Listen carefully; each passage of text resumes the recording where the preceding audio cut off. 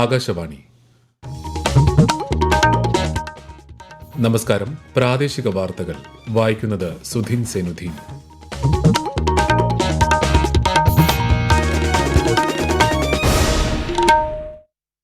പ്രധാന വാർത്തകൾ. കേന്ദ്ര ബജറ്റ് സംബന്ധിച്ച ചർച്ചകൾ പാർലമെന്റിന്റെ ഇരുസഭകളിലും ഇന്നും തുടർന്നു. 25ാമത് കാർഗിൽ വിജയ് ദിവസിനോടനുബന്ധിച്ച് പ്രധാനമന്ത്രി നരേന്ദ്രമോദി നാളെ ദ്രാസിലെ യുദ്ധസ്മാരകം സന്ദർശിക്കും.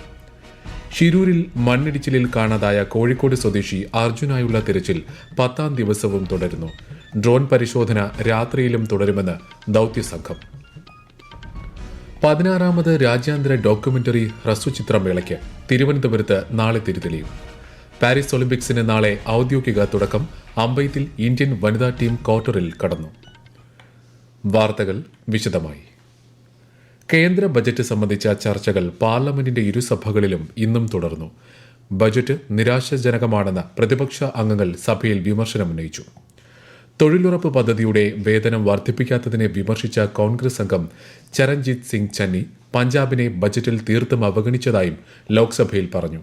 എന്നാൽ ബജറ്റ് ചരിത്രപരമാണെന്നും രാജ്യത്തെ മുന്നോട്ട് നയിക്കാൻ പര്യാപ്തമാണിതെന്നും BJP MP ബൈജയന്ത് പാണ്ഡ പറഞ്ഞു. ബജറ്റിലെ പല പ്രഖ്യാപനങ്ങളും കോൺഗ്രസിന്റെ പ്രകടന പത്രികയിൽ നിന്ന് പകർത്തിയതാണെന്ന് തൃണമൂൽ MP സൌഗത് റോയ് ആരോപിച്ചു. കാർഷിക വായ്പകൾ എഴുതി തള്ളാത്തതിനെ വിമർശിച്ച കോൺഗ്രസ് MP രൺദീപ് സിംഗ് സുർജേവാല ഭക്ഷ്യധാന്യങ്ങൾക്ക് മതിയായ താങ്ങുവില കേന്ദ്രം നൽകുന്നില്ലെന്നും പറഞ്ഞു.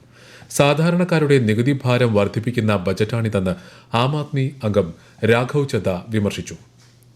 25ാമത് കാർഗിൽ വിജയ് ദിവസിനോടനുബന്ധിച്ച് പ്രധാനമന്ത്രി നരേന്ദ്രമോദി നാളെ ലഡാക്കിലെ ദ്രാസിലുള്ള കാർഗിൽ യുദ്ധസ്മാരകം സന്ദർശിക്കും. രാജ്യത്തിനു വേണ്ടി ജീവൻ ത്യജിച്ച ധീര സൈനികർക്ക് അദ്ദേഹം ശ്രദ്ധാഞ്ജലി അർപ്പിക്കും. ഷിൻകുൺ ലാ ടണൽ പദ്ധതിയുടെ നിർമ്മാണത്തിനും പ്രധാനമന്ത്രി തുടക്കം കുറിക്കും. 4.1 കിലോമീറ്റർ നീളമുള്ള തുരങ്കപാതയിലൂടെ നിമു പദും ദാർച്ച വഴി ലേയിലേക്ക് എല്ലാ കാലാവസ്ഥയിലും ഗതാഗതം സാധ്യമാക്കുകയാണ് ലക്ഷ്യം. ഏകദേശം 15,800 അടി ഉയരത്തിലുള്ള തുരങ്കത്തിന്റെ നിർമ്മാണം പൂർത്തിയാകുമ്പോൾ ലോകത്തിലെ ഏറ്റവും ഉയരം കൂടിയ തുരങ്കപാതയായി ഷിൻകുൻ ലാ ടണൽ മാറും. കർണാടകയിലെ ഷിരൂരിൽ മണ്ണിടിച്ചിലിൽ കാണാതായ കോഴിക്കോട് സ്വദേശി അർജുനായുള്ള തിരച്ചിൽ 10ാം ദിവസമായ ഇന്നും തുടരുകയാണ്. ഡ്രോൺ ഉപയോഗിച്ച് നടത്തിയ പരിശോധനയിൽ ലോഹ സാന്നിധ്യം കണ്ടെത്തിയ 3ഇടങ്ങളിൽ ഒരിടത്ത് അർജുന്റെ ലോറി ഉണ്ടെന്നാണ് നിഗമനമെന്ന് ദൌത്യസംഘം അറിയിച്ചു.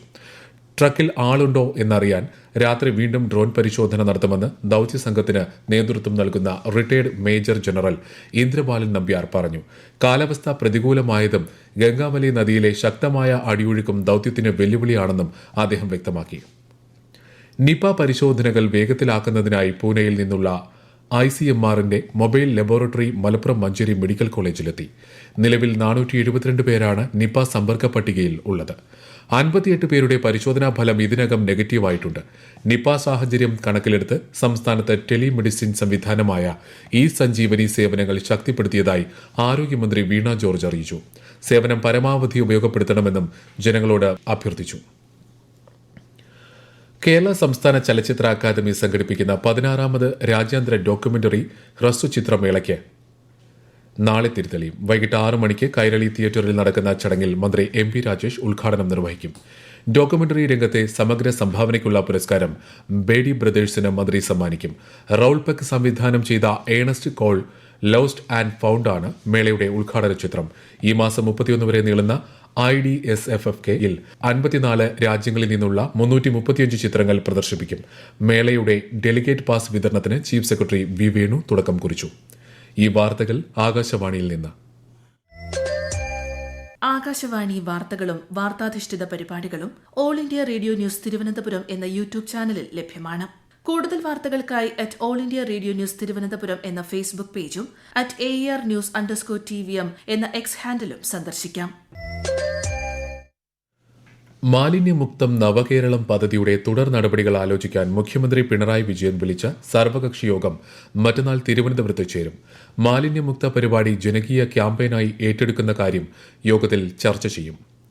10ാമത് ദേശീയ കമ്മ്യൂണിറ്റി റേഡിയോ പുരസ്കാരം കൊല്ലത്ത് നിന്നുള്ള റേഡിയോ ബെൻസിഗറും റേഡിയോ കൊച്ചിയും സ്വന്തമാക്കി.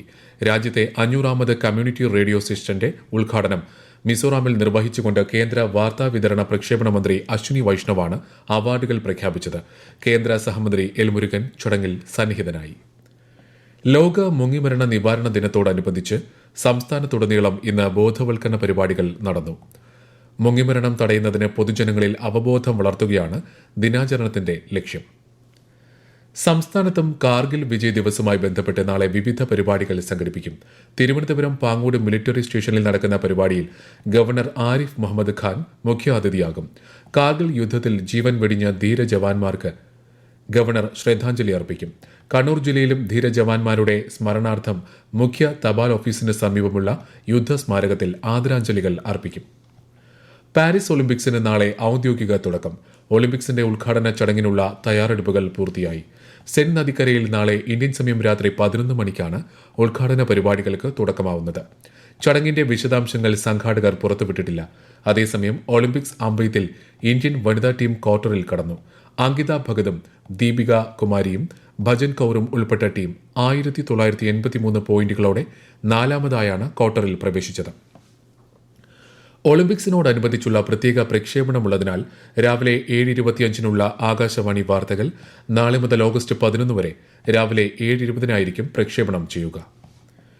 ഏഷ്യ കപ്പ് വനിതാ 2020 ക്രിക്കറ്റിന്റെ സെമി ഫൈനൽ മത്സരങ്ങൾ നാളെ നടക്കും. ആദ്യ സെമിയിൽ ഇന്ത്യ ബംഗ്ലാദേശിനെ നേരിടും. ഉച്ചയ്ക്ക് 2 മണിക്കാണ് മത്സരം. രണ്ടാം സെമിയിൽ രാത്രി 7 മണിക്ക് ശ്രീലങ്കയും പാകിസ്ഥാനും ഏറ്റുമുട്ടും.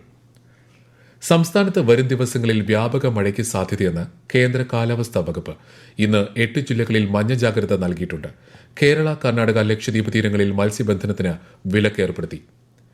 വയനാട് സുൽത്താൻ ബത്തേരിയിൽ തെരുവുനായയുടെ ആക്രമണത്തിൽ വിദ്യാർത്ഥി അടക്കം 8 പേർക്ക് പരിക്കേറ്റു. രാവിലെ 9 മണിയോടെയാണ് മാവാടി, മണിച്ചിറ, പൂമല, കല്ലുവയൽ എന്നിവിടങ്ങളിൽ തെരുവുനായയുടെ ആക്രമണം ഉണ്ടായത്. തിരുവനന്തപുരത്ത് ജനവാസ മേഖലയിൽ ഇറങ്ങിയ കാട്ടുപോത്തിനെ വനം വകുപ്പ് വെടിവെച്ച് പിടികൂടി. പിരപ്പൻകോട് തെന്നൂർ മേഖലയിൽ ചൊവ്വാഴ്ച വൈകിട്ട് കാട്ടുപോത്തിനെ കണ്ടതിനെ തുടർന്ന് വനം വകുപ്പ് തെരച്ചിൽ ഊർജിതമാക്കിയിരുന്നു. കൊല്ലം ശക്തികുളങ്ങരയിൽ ഫിഷറീസ് വകുപ്പ് അനധികൃത മത്സ്യബന്ധനം കണ്ടെത്തി. നീണ്ടകര പാലത്തിന് കിഴക്ക് ഭാഗത്ത് കായലിൽ നിയമവിരുദ്ധമായി സ്ഥാപിച്ച കുറ്റിവലയാണ് കായൽ പെട്രോളിംഗ് സംഘം കണ്ടെത്തിയത്. വേലിയേറ്റത്തിൽ കടലിൽ നിന്ന് കായലിലേക്ക് നീരൊഴുക്ക് ഉണ്ടാകുന്ന സമയത്ത് വലകെട്ടി മീൻ പിടിക്കുന്ന സമ്പ്രദായമായ ഏറ്റം കെട്ടിനായി സ്ഥാപിച്ച കുറ്റിവലയാണ് നീക്കം ചെയ്തത്.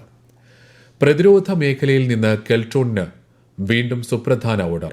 സോണാറുകൾക്ക് ആവശ്യമായ ട്രാൻസ്ഡ്യൂസർ എലമെന്റുകൾ നിർമ്മിക്കാനുള്ള 17 കോടി രൂപയുടെ ഓർഡറാണ് കെൽട്രോണിന് ലഭിച്ചത്.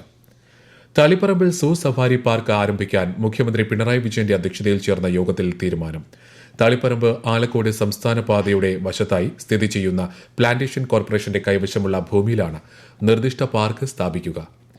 എൻഡോസൾഫാൻ ദുരിതബാധിതർക്ക് സൌജന്യമായി വീടും സ്ഥലവും നൽകുന്ന സാഫല്യം പദ്ധതിയിൽ വെള്ളരിക്കുണ്ട് താലൂക്കിലെ പരപ്പ വില്ലേജിലെ നിർമ്മാണ പ്രവർത്തനങ്ങൾ ആരംഭിക്കാൻ നടപടിക്രമങ്ങളെല്ലാം പൂർത്തിയായതായി സാമൂഹ്യനീതി വകുപ്പ് മന്ത്രി ഡോക്ടർ ആർ ബിന്ദു പറഞ്ഞു. സ്പെഷ്യൽ സർവീസ് സംഘം അളന്ന് തിട്ടപ്പെടുത്തി നൽകിയ റിപ്പോർട്ടിന്റെ അടിസ്ഥാനത്തിൽ തയ്യാറാക്കിയ സ്ഥലത്തിന്റെ ഐ സ്കെച്ച് കാസർഗോഡ് നടന്ന ചടങ്ങിൽ സത്യസായി ഓർഫനേജ് ട്രസ്റ്റ് അധികൃതർക്ക് മന്ത്രി കൈമാറി.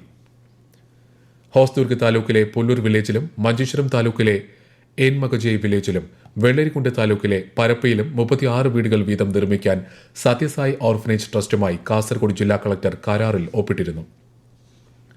കാസർഗോഡ് മുതൽ തിരുവനന്തപുരം വരെ ദേശീയപാത 66 6 വരിയാക്കുന്നതിന്റെ പ്രവർത്തനങ്ങൾ അടുത്ത വർഷം ഡിസംബറോടെ പൂർത്തിയാക്കുമെന്ന് മന്ത്രി പി എ മുഹമ്മദ് റിയാസ് കണ്ണൂർ അഴീക്കോട് കളരുവാതുക്കൽ റോഡ് ഉദ്ഘാടനം ചെയ്ത് സംസാരിക്കുകയായിരുന്നു മന്ത്രി. പ്രധാന വാർത്തകൾ വീണ്ടും. കേന്ദ്ര ബജറ്റ് സംബന്ധിച്ച ചർച്ചകൾ പാർലമെന്റിന്റെ ഇരുസഭകളിലും ഇന്നും തുടർന്നു. 25ാമത് കാർഗിൽ വിജയ് ദിവസിനോടനുബന്ധിച്ച് പ്രധാനമന്ത്രി നരേന്ദ്രമോദി നാളെ ദ്രാസിലെ യുദ്ധസ്മാരകം സന്ദർശിക്കും. ഷിരൂരിൽ മണ്ണിടിച്ചിലിൽ കാണാതായ കോഴിക്കോട് സ്വദേശി അർജുനായുള്ള തിരച്ചിൽ 10ാം ദിവസവും തുടരുന്നു. ഡ്രോൺ പരിശോധന രാത്രിയിലും തുടരുമെന്ന് ദൌത്യസംഘം. 16ാമത് രാജ്യാന്തര ഡോക്യുമെന്ററി ഹ്രസ്വചിത്രമേളയ്ക്ക് തിരുവനന്തപുരത്ത് നാളെ തിരിതെളിയും. പാരീസ് ഒളിമ്പിക്സിന് നാളെ ഔദ്യോഗിക തുടക്കം. അമ്പെയ്ത്തിൽ ഇന്ത്യൻ വനിതാ ടീം ക്വാർട്ടറിൽ കടന്നു. പ്രാദേശിക വാർത്തകൾ കഴിഞ്ഞു. അടുത്ത വാർത്താ പ്രക്ഷേപണം 7:25.